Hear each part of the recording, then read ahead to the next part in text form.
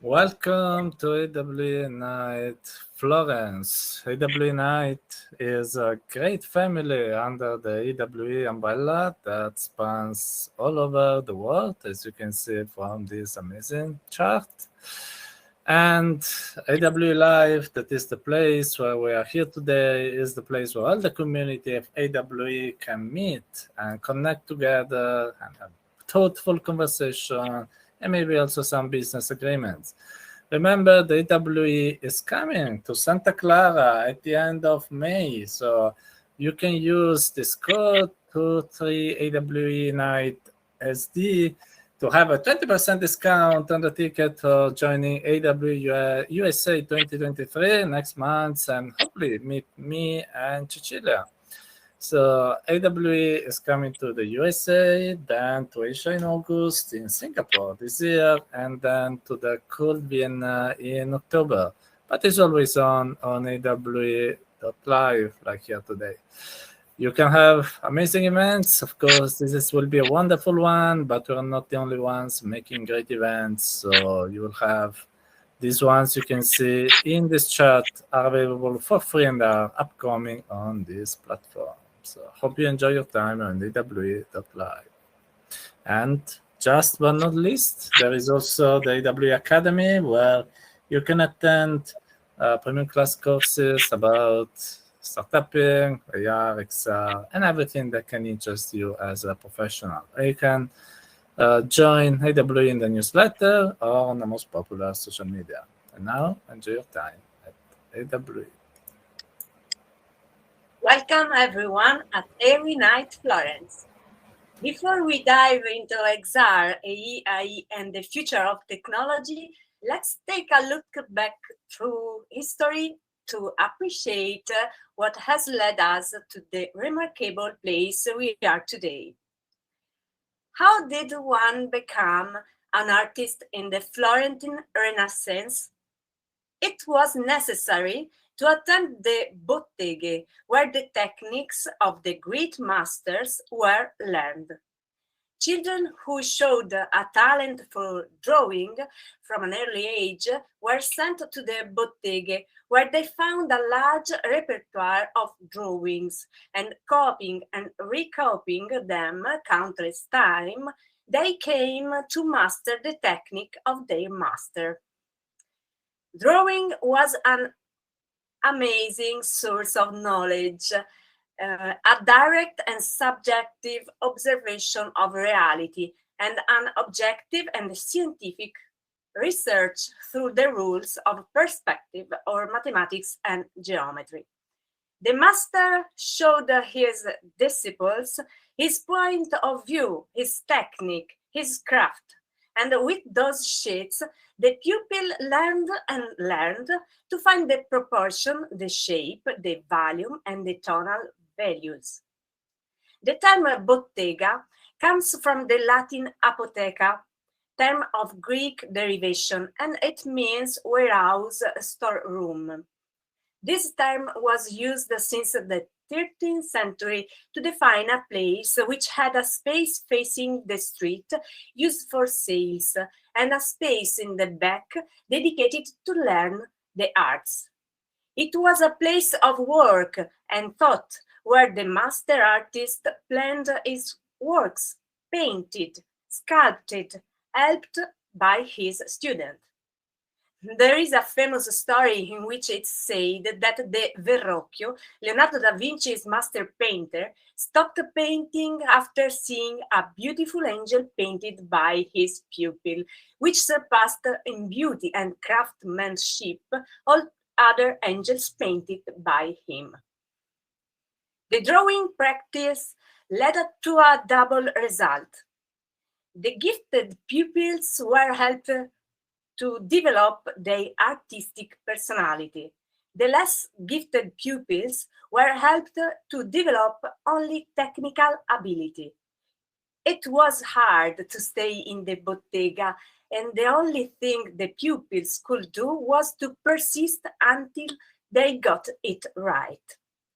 At the British Museum, it's possible to find a sheet containing studies about Madonna with the Child, where Michelangelo Buonarroti wrote a few lines to his pupil Antonio Mini, who remained in his bottega for 9 years. Disegna, Antonio, disegna e non perder tempo. Draw, Antonio, and don't waste time. Leonardo da Vinci, in his treatise on painting, states: studia prima la scientia e poi segui la pratica nata da essa scientia. Study the science first and then follow the practice born of that science, stating that painting with the mind and not with the hand, thus putting theory before practice. So, is this the crucial point of artificial intelligence, isn't it? Where do content and images generated by AI software come from? Artificial intelligence make us all students in the master's bottega, which in this case represents all the culture so far created. Only those who know how to handle the tools in a noble and ethical way and combined with hard work will perhaps lead us to the right AI solutions. AI has rapidly expanded through all sectors, and the XR world has been fully involved. This is why we made this Nite Florence today, entitled XR, AI, and the Future of Technology, inviting 3 great professionals such as Luis Rosenberg, Gianluca Iadema, Piero Fioretti. And here with me is also my co-organizer of Nite Florence, Antony Vitillo. Hi, Antony. It's a pleasure to have you here.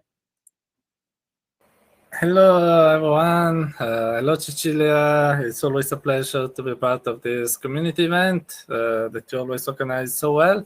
So I'm Antony Vitillo. Someone knows me as the Scout Ghost, and I in this community since 8 years as a developer and a blogger, and it's always great to connect with everyone in the community. And today we have some amazing speakers also that will join us.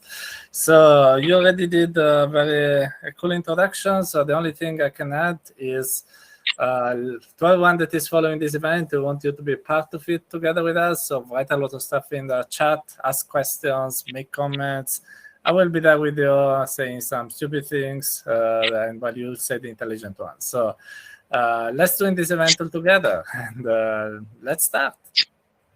Thank you, Antony. And now I'm excited to welcome Gianluca Iadema, director of Iadema Studio, composer, sound and multimedia artist performer from Italy. His speech is entitled How New Technologies as Artificial Intelligence, NFT, Metaverse can change the very essence of what we consider art. Welcome, Gianluca.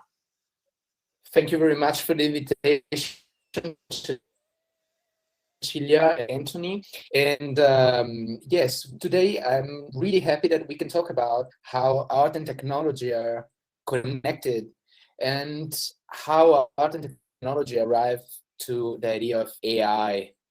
That it's a topic that it's really interesting, because what we will discover with this 15-minute talk is that actually what it's important, it's not the technology you are using, but your idea at the end and the perspective you give when you're producing art independently by technology you are using.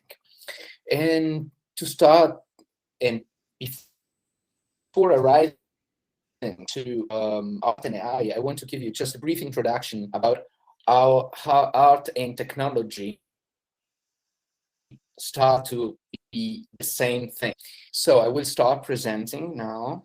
Hopefully my connection won't be. Tell me whenever you see something.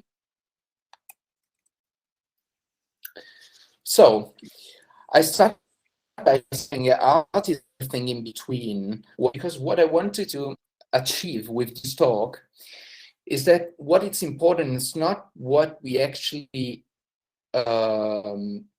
use as an object, but we have to see it beyond the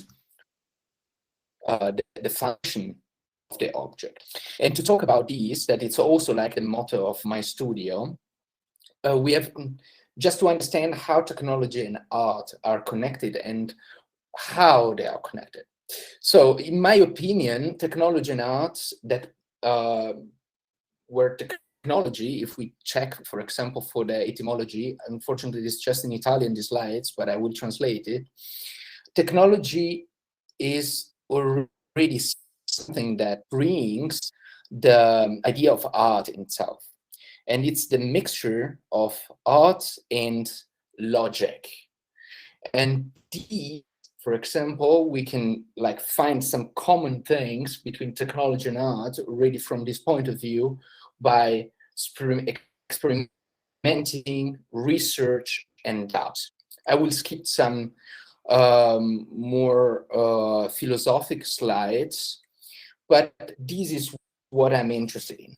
Instead of asking what art is, and I will arrive at the point of AI and art really soon, I think it's much more important to ask ourselves which is the origin of art and why it's important, art in general, not just for artists, but in general for the world, because we can change our perspective on how we take a look at things.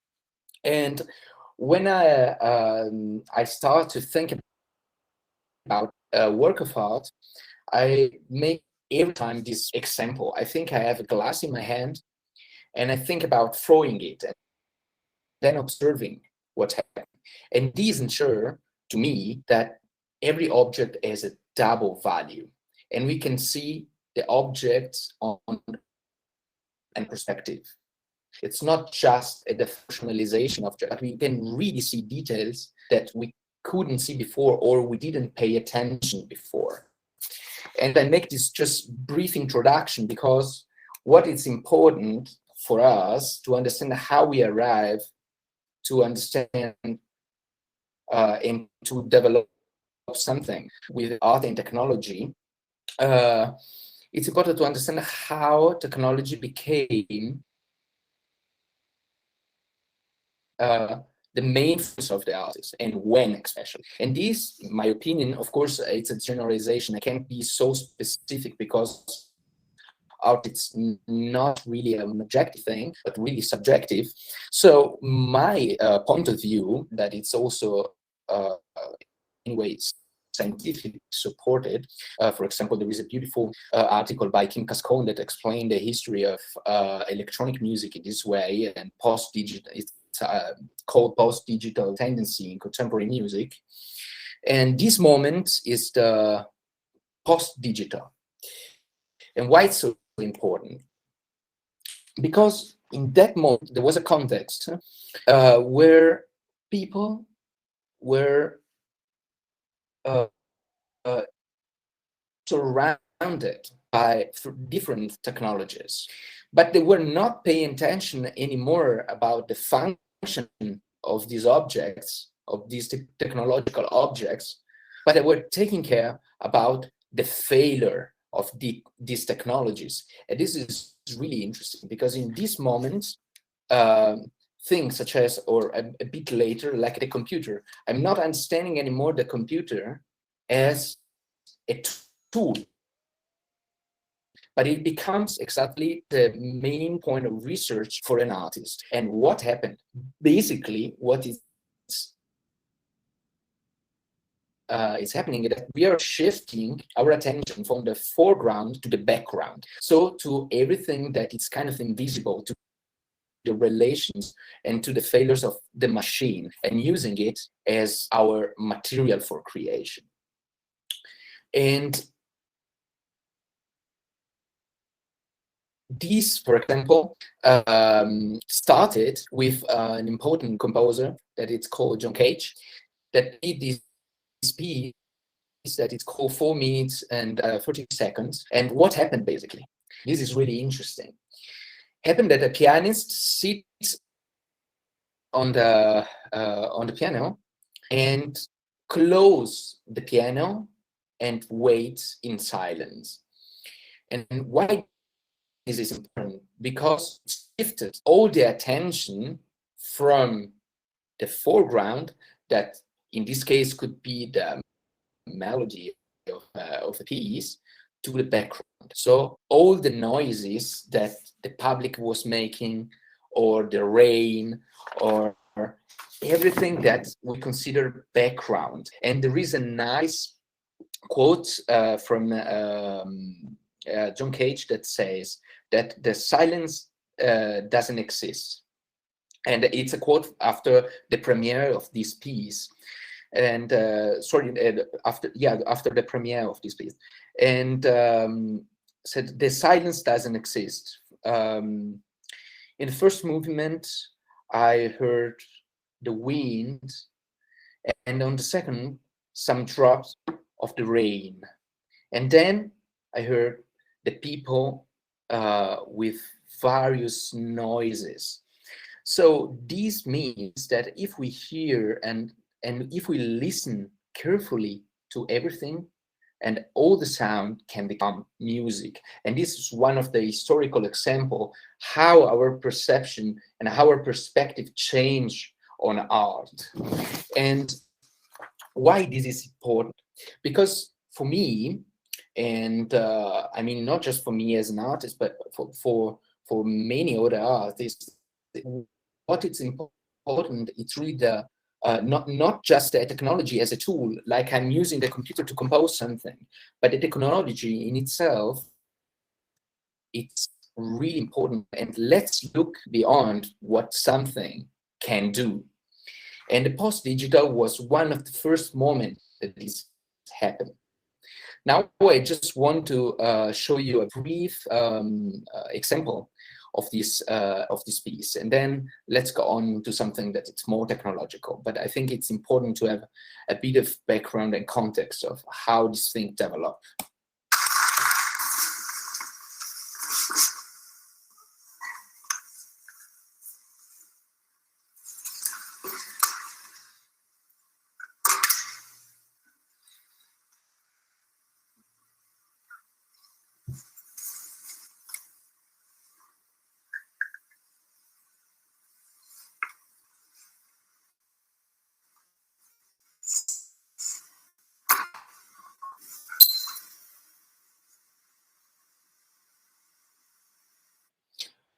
So, as we saw, this was like just a brief because we don't have time, but it's great to see how we develop all these compositions. But let's go on. Another important moment was also when the CD came, so the compact disc, and some people decided to hack this medium by scratching it and producing the glitches, so inducing the error in the technology. And here we see how really technology and art, in this case music, are connected. And this is an example of Oval, which did really this hacking with the CDs, and so it produced some glitchy, scratching sounds or noises, and there is this idea of skipping CDs, and sounds something like this.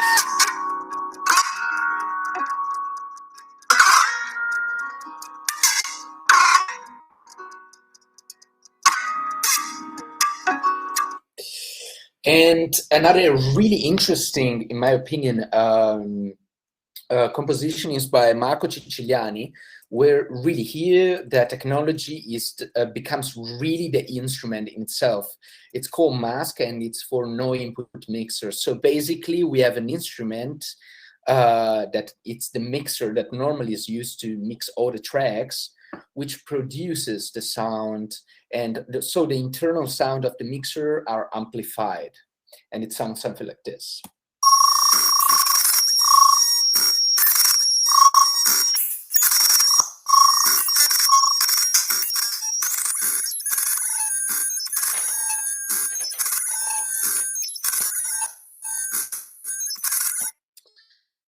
Then another really important example is when we don't think about anymore, or not just about analog instruments. And now I'm going closer to our contemporary art practice and our understanding of art, or like our intention and creative practice. So what happened with internet is that we have access, an access of all the data. So what happened is that people start, or some artists start, to work with data. And since everything that is inside the computer is basically a discrete, it's a number, so people start to use this number to, I don't know, from an image, like it's reported by Kim Cascone, like from an image, you can use the value of pixels and create a waveform, for example. So you can sonify this image, or you can use for producing other type of sound. And a great example, in my opinion, and it's really important, is Ryoji Keda. Here we have an example.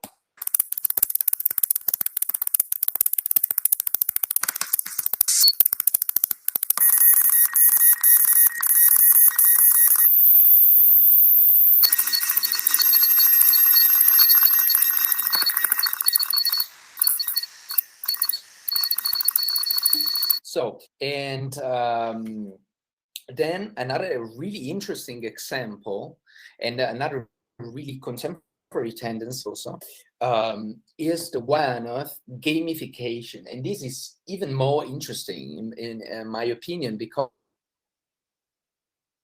there is an art that uses technology, but at the same time, this technology is already art in itself, in my opinion. And here there is a beautiful artwork by Alexander Schubert, contemporary artist from Hamburg, called Asterism. I can't go too deep inside this art, because I just want to create a sort of historical line to understand the tendency now, and also with artificial intelligence, and trying to understand that it's not about just the technology, but how an artist use it. So we can really use NFTs, Metaverse, AI, but what's important is how an artist comments, or how an artist lets emerge the premises, contradiction, dark side of these technologies, and how research this technology.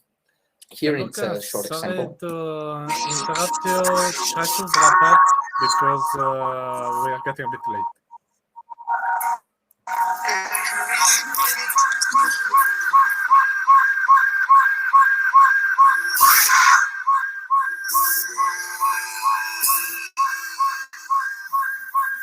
So basically, what it's used in that example is the idea of gamification, but it's real. There is also a version, a really interesting version for VR.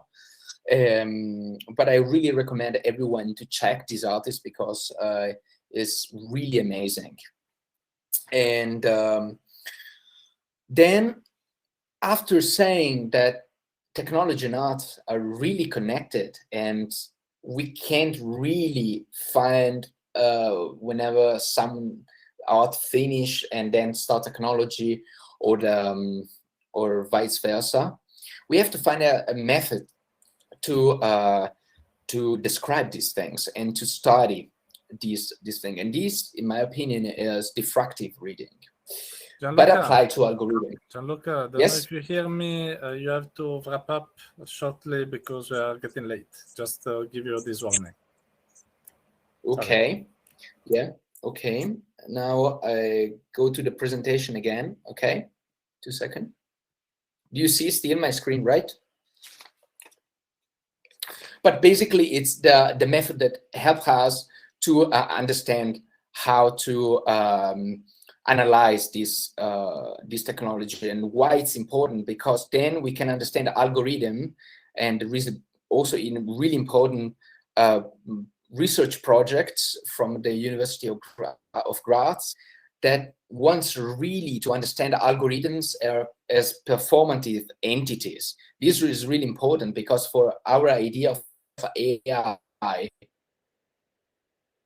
this intent AI also matter. It's also like our main interest. It's not that just we use a tool to produce something, but we are really analyzing also this technology. And here it comes really shortly to art and artificial intelligence with some examples. So it's really interesting because, as I said, like art and artificial intelligence, it's about a technology. It's not about, at least when we talk about art, it's not about innovation or something like this. It's always about how an artist uses it. Here there is an example of Rafika Nadal, for example, that was quite destroyed by Jerry Salz.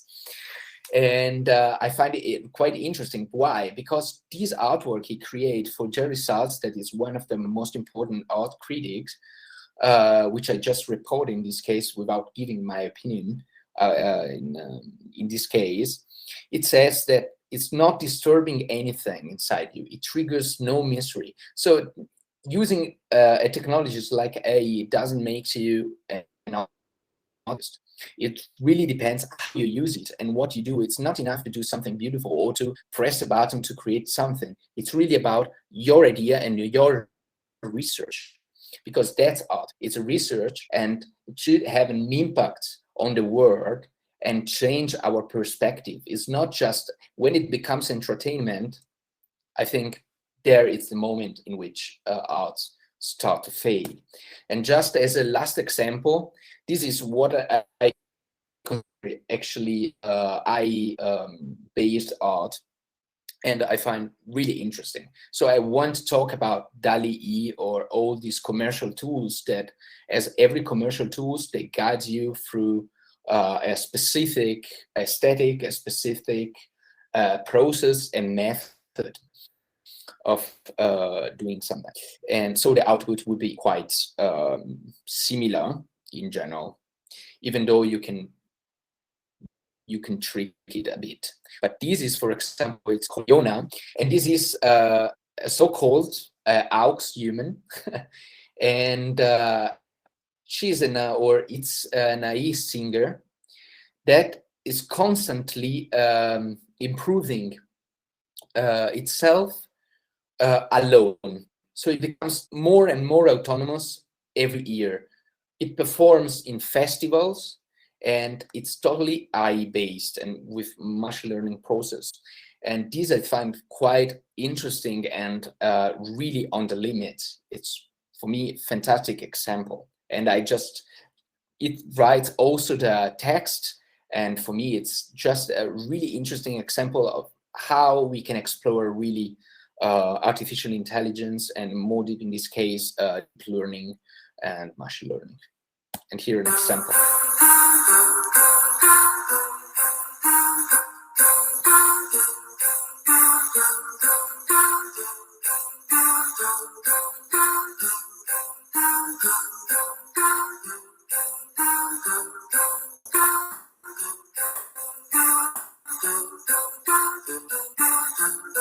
I never felt alone. You never said a word. I felt in my drum. You didn't want me. Okay, thank you very much. And stop presenting. It's a really large topic, and to understand art and technology, you would need really a life, probably. Also because it's not what, just to finish, it's not what we are used to see in a commercial way. It's really a different perspective on it. And DALL-E or all these commercial tools represent just really a minimum section of what actually you can do with AI and art. Thank you. Thank you, Gianluca. Thank you. It's been a really interesting and mind-opening presentation. So thanks. It has been amazing. Now it's turn. Of course, if someone has questions for Gianluca, put them in the chat so we can use them immediately or during the panel. Now it's time to welcome on stage instead Piero Fioretti, the co-founder and CEO of Versy AI. He comes from Italy, and I know him since a lot of time, actually, so I know his passion for technology and innovation. His speech is titled Turning Dreams into Reality with AI and XR. So, Piero, the stage is yours. Thank you, Tony. Thank you very much. So yeah, me and Tony have been knowing each other for quite a while at this point. Like the first startups, we were with the offices one next to the other. But yeah, so as Tony was saying, today we talk about dreams. I'm Piero Fioretti, indeed, as Tony was saying, CEO and co-founder of Versy. Now, what we work on with our startup, which is not the specific topic, but it's more about something that started from my mind initially when I was a kid. I've always been dreaming about creating worlds. I've been a player for many years of World of Warcraft. I've been a player of Guild Wars 2 and played PlayStation games, Xbox games, played a lot of games. And all the time you find amazing places, amazing worlds. And I was like, what it takes to build those worlds? How difficult is it? So after going around for many years doing different things, different startups in many different sectors, I ended up working in computer graphics at a certain point. And I found out that building these worlds is definitely hard. Most of the people that I've seen in the list of who's attending are from the XR world. So you know that creating 3D assets, textures, placing those assets in a scene, making it have a reason to be like that, right? To convey a story, to make some storytelling in a way where the player is the protagonist. It takes time, and it's different. But fortunately, today we got something that really can change the paradigm, can change the way we approach XR and the way we build those virtual experiences. Let's start from the context of what is going on today. So as we all seen, AI is changing the whole world. It's changing the way we work. It's changing the way we approach social media, virtual reality, augmented reality, the way we approach events, or pick an industry. It's probably changing with respect to how decision making is made. So of all those things, again, this is impacting a lot into virtual experiences. And when I say virtual experiences, I don't mean only VR or AR, but I mean also the games industry that happen on a computer or mobile, for example. So also real estate, if you're working with or architecture, if you're working with Twinmotion, if you're working with other softwares that enable AutoCAD or whatever that is from the Autodesk suite that you're using. And it can have a strong impact. Now, what kind of impact depends, of course, on what are the tools that have been developed, that are being developed at the moment. Last year, we've been talking a lot with how Tony calls it, the M word, about the so-called Metaverse stuff.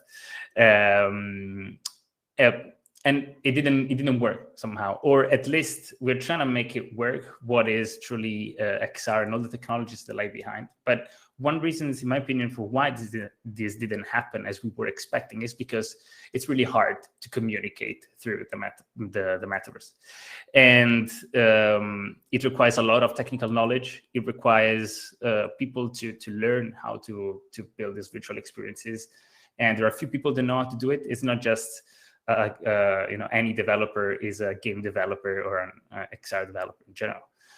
You need 3D artists, and there are a few of those. Plus, it's really hard to learn these skills. Myself, I made a master in computer graphics that lasted 6 months initially, plus other 6 months later. So it's almost a year just to get the basics. And before working on something which is cool, it requires a lot of time, a lot of experience.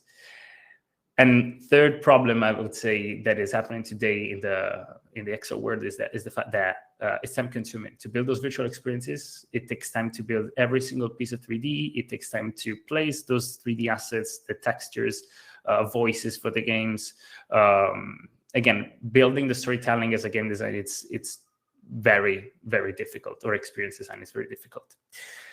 Fortunately, indeed, AI comes to our aid. So how AI is impacting? Now, it has two impacts, in my opinion. One is with respect to just the virtual world itself. So, for example, in the gaming industry, we are able.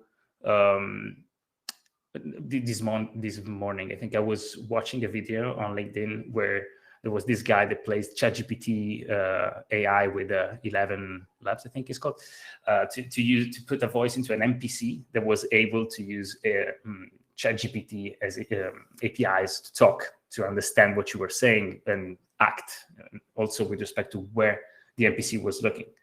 So this definitely cuts a lot of time, for example, in work in terms of creating the storytelling in this way. It can help, for example, AI today can help in generating the 3D assets. Well, even if we are not still there fully, it requires some time. For example, if we want to start from a text prompt to build something, but there are things like reality scan, or there are things like Luma AI, I think it's called, that enables us to, starting from a phone with to scan objects and have them in 3D. So we are already cutting the time in terms of what is with respect to just 3Ds and the virtual experience in itself. But AI through XR is having an impact also on the physical world, the real world. Because take, for example, the real estate. What would happen if you were able to create virtual experiences pretty quickly? Real estate would mean, for example, if you get into an empty house that you would like to buy, you would be able to see in a few seconds, for example, what would be the best interior design that you dream for the house, or how your furniture that you have at home would fit in this new house without having to, first buy the house and place things inside, which would be a little bit annoying and difficult to do. Maybe they don't even let you do it. But yeah, so this is, for example, for real estate or architecture. If you could build faster, if you go from a text prompt, or if you go from simple inputs that are easier to us to understand an image or a video, then eventually we will be able to speed things up in the architectural process. And there are many others events. Think about if you're hosting an event, a physical event, you may want to see how you can place the stands, how you can place the stage, how you can place in a logistic way. You could try and simulate this stuff in an easier way, because again, all those things we are already able to do it with XR. But what AI is doing is accelerating the process from ideation to realization of what we have in our mind, which again is what I was dreaming since I was a child, right? Building those worlds. That was hard. Maybe we're going in a direction where AI can help in doing this. And there are a lot of tools that are there already, as we were saying before, also for avatars, for voice, for textures. Again, the tools are coming up. We still need some time to have the big things. For example, lately I've been playing a little bit with the Unreal Engine for Fortnite, just to try it out. And sometimes you find the wall when you find a wall when you have to do 3D assets, because it takes a long time. So having like Magic 3D or having something like Point T would help us speed up the process and enable us to do even things that we were not able to do before. So where am I going with this? With AI, creating things is getting easier and easier. So where are we going to be as humans? And it's getting philosophical, but I think at a certain point there, much of the technical and also boring stuff will be done by AI. So what I think is left to us is to be to put our soul, because the dreams that we're talking about before are different for each one of us. So it's how we're going to use these technologies that will enable us to build the things that we have in our mind. Ourselves, we started to develop our own tools using AI, and this tool is called Text to Space, which is built by us, Versy. And what it does is assemble a scene starting from a text prompt. We're specializing that in the interior design architecture world as first, but it can have amazing applications combined with Point T or other solutions like Magic 3D. It can really make the process of dreaming to reality, or at least XR virtual reality, something much quicker in terms of timing. So I would say even though sometimes it can be really, the FOMO and everything that is behind AI could be really daunting, could be really hard to take because many things are changing and it's hard to keep the pace. I think the more we go on, the more we're able to be ourselves in the end, which I think is the best thing we can do with XR, because all we're doing with XR is a new mean to recount stories as we have always done when we were in front of the fire since, thousands of years ago. So yeah, I think, thank you very much for everything. Thank you, Piero. Thank you very much. Thank you. And now I'm honored to introduce Luis Rosenberg, CEO and Chief Scientist of Unanimous AI, Chief Scientist of Responsible Metaverse Alliance, and Global Technology Advisor of XRSI from California, USA. His speech is entitled "The Metaverse Powered by Generative AI Could Be a Magical and Dangerous Place." Welcome, Luis. Yeah, thanks for having me. And yeah, so today I'm going to talk about the AI-powered metaverse and how it could be a magical and dangerous place. We've heard a bunch about the magical aspects in previous presentations, and so I will talk a lot about the potential dangers that I see coming our way. Just a quick word about my background. I've been involved in VR, AR, and AI for 30 years, expecting them to converge, and they're actually finally converging now. I started in VR labs at Stanford and NASA back in 1991, then went to Air Force Research Laboratory to work on augmented reality at Picture Me in '92 before my hair was gray. And then I founded one of the early VR companies, Immersion Corporation, in '93, which we took public, and it's still around today. But I left and founded Outland Research, an AR company, in 2004. That was acquired. And then in 2014, I founded Unanimous AI, which is an AI company focused on connecting groups of people together in shared environments to amplify their team intelligence. So we really focus on using AI to make teams smarter rather than replace people with AI. All this said, I've been focused on these three technologies for 3 decades. I am a true believer in the metaverse, very, very excited about the potential, but I've also been really worried about the risks, particularly the risks when AI is used to power the metaverse. So that's what I want to get into. But I want to give some definitions. So the metaverse, lots of different definitions out there. I like to make it really simple and talk about the metaverse as interactive computing environments that provide groups of users with shared immersive experiences in virtual and augmented worlds. I think that's simple and clear and broad, and both virtual and augmented. Generative AI, I like to think of it as large-scale AI systems that create human consumable content with professional quality at scale, documents, videos, audio, and immersive experiences. I fully agree that we will be creating immersive experiences very, very quickly at scale. It will be one of the big enablers of the metaverse. And then conversational AI, which is a subset of generative AI, specifically generative AI, where we're creating artificial agents that can engage in flowing, coherent dialogue with human users while keeping track of the conversational context and the informational goals. In other words, real conversations, not you're just issuing commands to Siri. You're actually engaging in real conversations.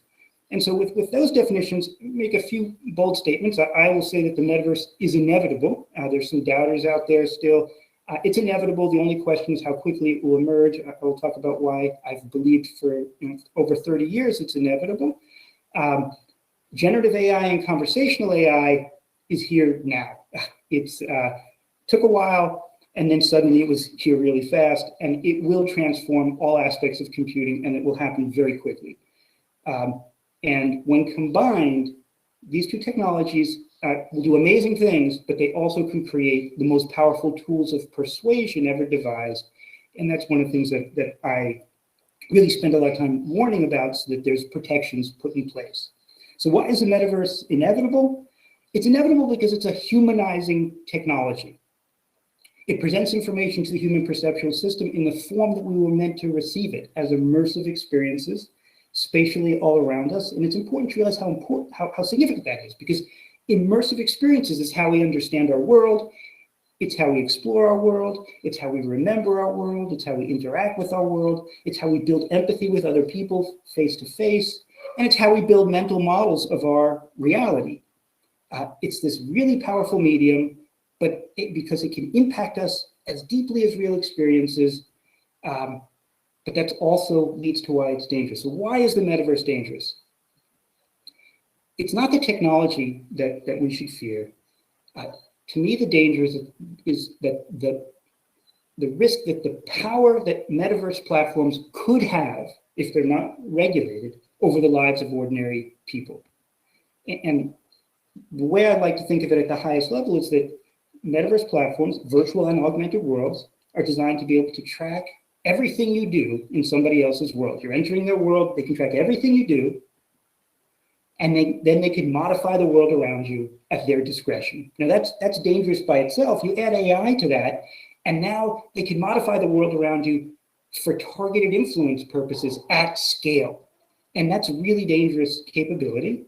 How big is this risk? Are platforms really going to do these things? Well, it really depends on what is the business model. Social media, the business model is selling influence. Search engines, the business model is selling influence. Streaming and entertainment, a big part of the business model is selling influence. And so the question is, will metaverse platforms have a business model that's selling influence? Targeted ads and other ways of selling influence. And I think that many platforms, possibly most platforms, will deploy business models that are involved around selling influence. And that's fine. There's amazing things you can do, but there also should be limits on what people do, because it can get really dangerous. So the influence business model that we generally see are, and you can look at social media, and social media is based on tracking and profiling users extensively, so you could enable targeting, and then selling targeted influence based on the profiles that you've built up, and then also using those profiles to drive targeted engagement so that you can drive this cycle of driving engagement, getting more tracking and profile, driving engagement. And this is a social media business model. It's pretty damaging to society. What the metaverse will do that's different is that it's real time, it's interactive, and it will be powered by AI, which means that an AI-powered metaverse, the influence can be optimized in real time by AI systems. And so let's just look at each of these different pieces to see why the metaverse needs to have some regulations so that it's safe for consumers. When we're talking about social tracking and profiling users in social platforms, they can track where you click, what you buy, who your friends are. Metaverse platforms, again, virtual and augmented worlds, can track where you go, track what you do, track who you're with, track where you look, track how long your gaze lingers. So you could be walking down the street in the real world wearing an augmented reality headset, and if you glance into a store window, a platform could know that you've glanced into the store window. They can know how long your gaze has lingered there. They could be storing that information over time. They could be tracking your gait. Where do you speed up? Where do you slow down when you're browsing through store aisles or when you're going about your daily life? They can track your posture to infer emotion and interest during every experience during your day. They're now monitoring facial expressions quite broadly and can use that to infer emotions, which are reactions throughout your day, monitor vocal inflections, again, infer emotions, and monitor vital signs. This will happen more and more: heart rate, respiration rate, blood pressure, pupil dilation. Now, there's really good reasons for tracking all these things. The answer is not that you can't track these things, but we need to realize that when you can track this vast amount of behavioral data and this vast amount of emotional data, it becomes dangerous. Basically, by tracking and profiling, platforms could track how you act throughout your day. And with the emotional data, they could track how you feel while doing it. Thousands of interactions a day, how you feel, what your reactions are. So these platforms could potentially monitor your whole life, what you do, what you say, what you experience, and what you feel. And then using AI, you can take this data and turn them into behavioral models, predictive models that can predict what you're going to do next in almost every situation. With that extensive data collected, that is possible. They could also build emotional models, predict how you will react to any kind of stimulus. Collecting that data could enable that. Now the question is, what will platforms use this information for? Well, if the business model is selling targeted influence, then they will use it for advertising and propaganda, which will not be just flat ads and videos like social media. They will be immersive experiences that change the world around you for promotional purposes. And they'll adapt in real time to your behaviors and emotions to optimize the influence on you. So, so let me give you an example of why I see this as dangerous. Imagine you're walking down the street in the metaverse. It could be a virtual world or augmented world. And let's say I'm walking down the street and I pass a young couple having a conversation about some great new restaurant they went to, or some new car they just bought, or some new movie they just saw, whatever. And maybe I overhear 20 seconds of that conversation, and then our paths diverge. And I'm very likely to be influenced by hearing that exchange, believing it to be an authentic encounter in this world. And I might not realize, no, that was a targeted promotional experience that was created by generative AI, the people, the conversation, everything. It was injected into my surroundings on behalf of a third party. I would call that a virtual product placement. It was highly targeted. Only I saw that couple. Nobody else saw it. It was designed for me.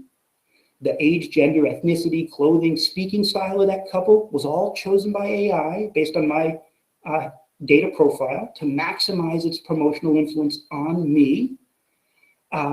Even the dialogue between the couple was custom crafted based on my personal interests, my values, my personality, my interaction history. So that little interaction could influence me deeply.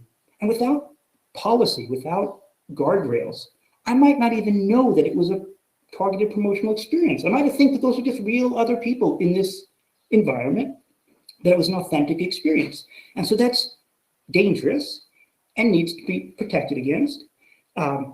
And worse, this is the metaverse. It's real time, which means it's interactive. So imagine this. Imagine I'm walking behind this virtual couple, and while that experience is happening, the platform could be monitoring my gaze direction. They could be monitoring my pupil dilation.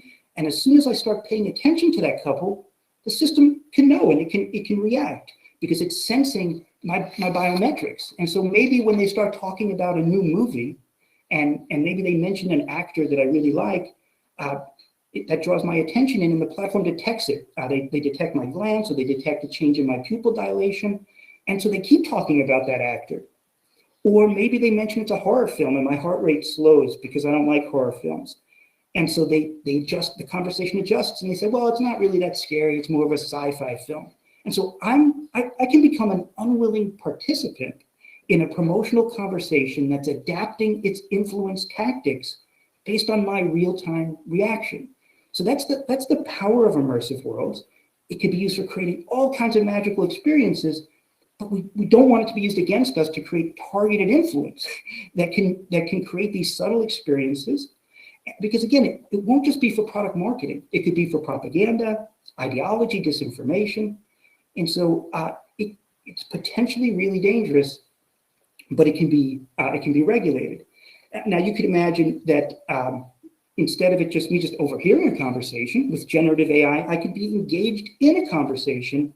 So imagine I'm at a virtual coffee house and there's a person sitting at a table next to me.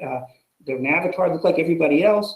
I think it's a customer, but it's actually a virtual spokesperson, an AI generated avatar that was put there with a promotional agenda. It's a form of advertising. And so it draws me into this promotional conversation. It starts out pretty friendly, but then it shifts to some product or service or idea that it wants to influence me about.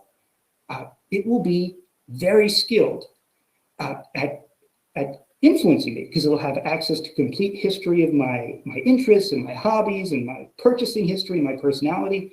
It might know what I happen to be on the market for a new car. And so it could be generating a conversational advertisement, essentially, that's drawing me into certain messaging, completely customized for me in real time with generative AI. It can be monitoring my facial expressions, my eye motions, even my heart rate and blood pressure, and adjusting its tactics in the conversation. And so what chance do I have not to be influenced if I am in this immersive world and I'm up against these artificial agents that are powered by AI and have an agenda intending to influence me. So immersive influence in these AI-powered environments can be amazing, but also really dangerous unless it's restricted.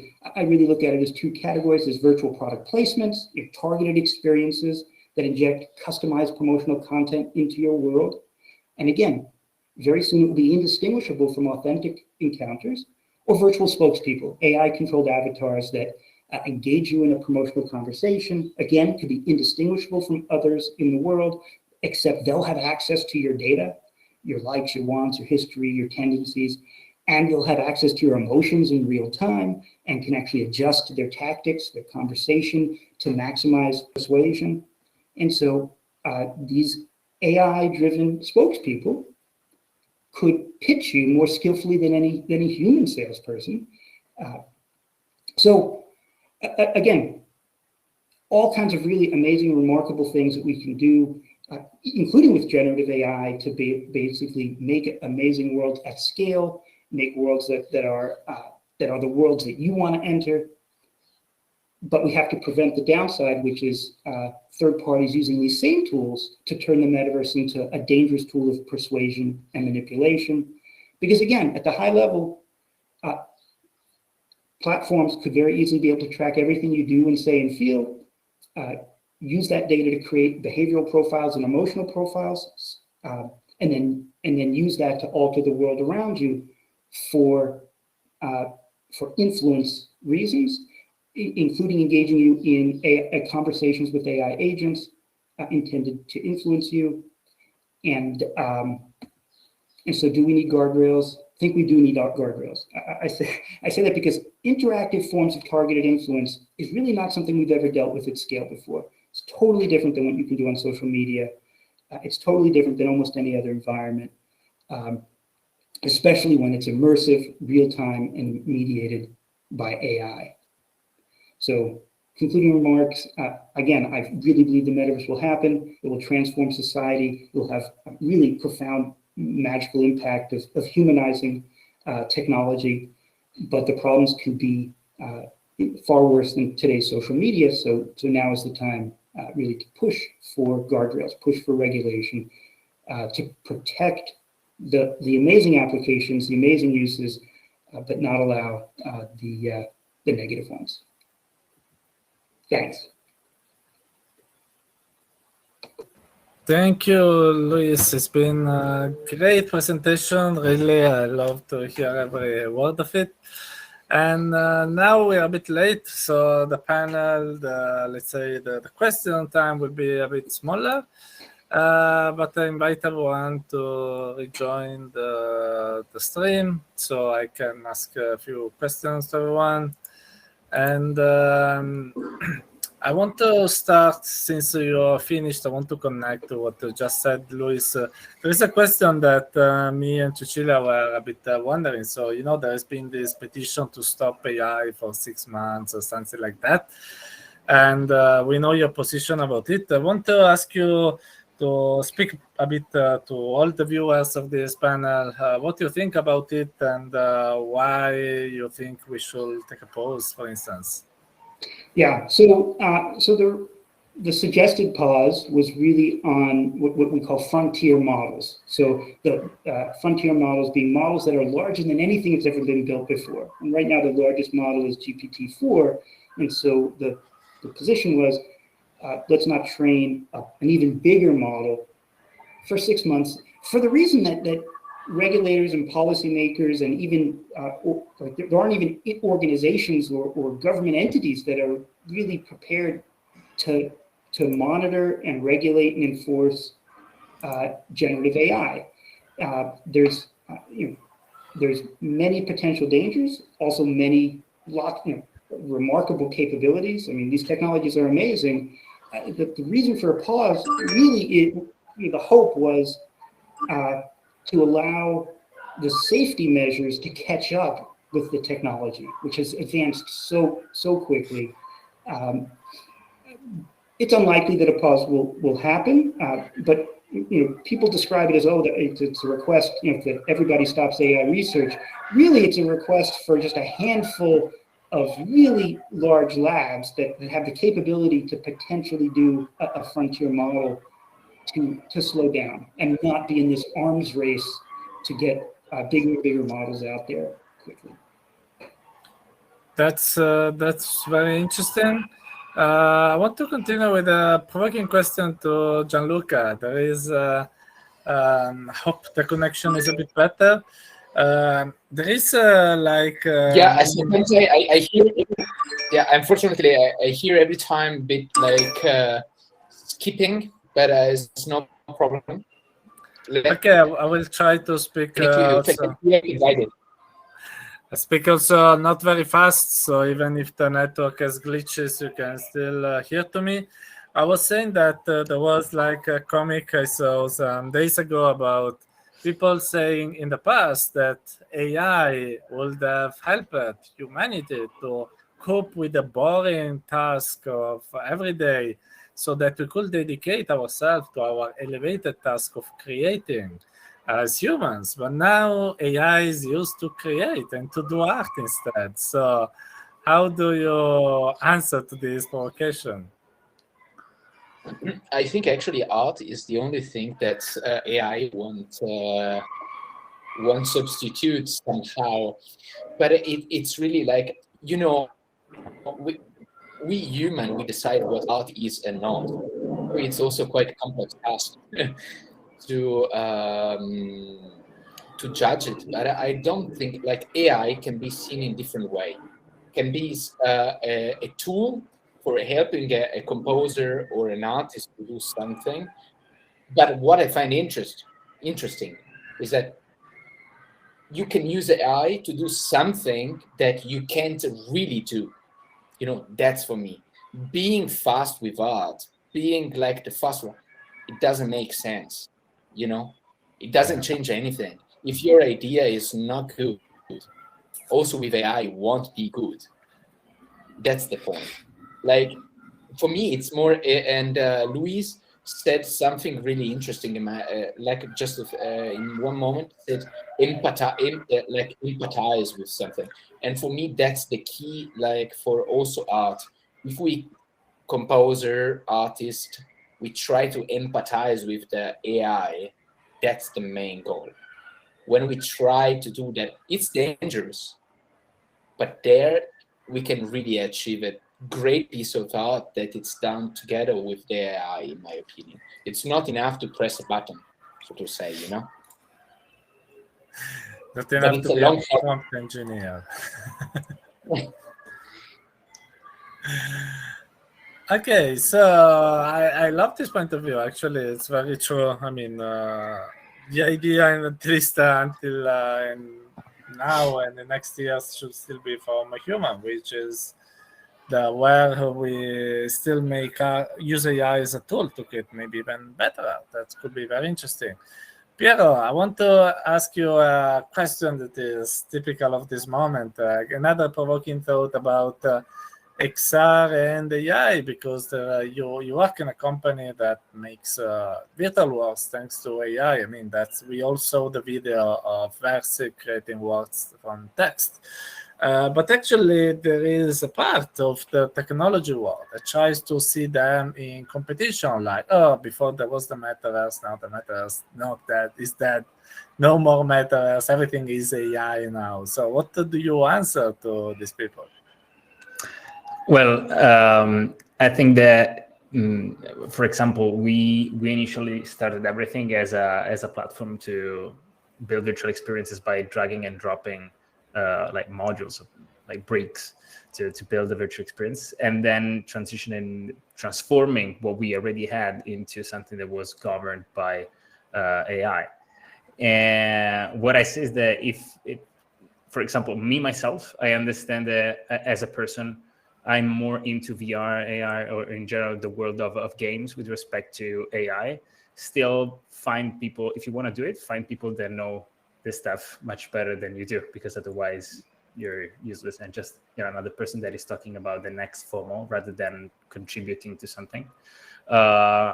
there are many people that do it anyway to find little jobs. Sometimes there are some scams. Sometimes there are people tend to follow the masses. So if you are one of those big gurus, and you position yourself as a guru, then you get you may get some clients, but eventually it dies pretty quickly, and you're reborn with the next FOMO.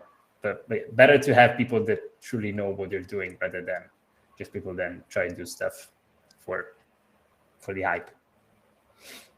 I think it's particularly obvious, my answer, but yeah, I think that would be the best, of course, if people don't do it.